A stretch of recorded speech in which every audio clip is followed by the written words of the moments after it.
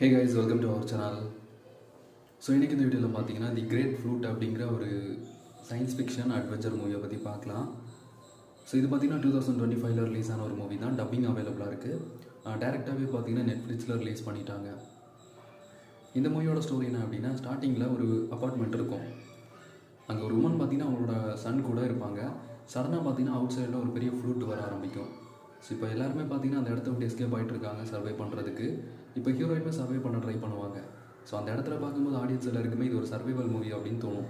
So அடுத்த சீனில் ஒரு ஏஜென்ட் வந்து நம்ம ஹீரோயின் கிட்ட நீங்கள் ரொம்ப இம்பார்ட்டண்டான ஒரு சயின்டிஸ்ட் இந்த ப்ராஜெக்டோடது, ஸோ அதனால் நீங்கள் எங்கள் கூட வந்தாகணும்னு சொல்லிட்டு கூட்டிகிட்டு போக ட்ரை பண்ணுவான்.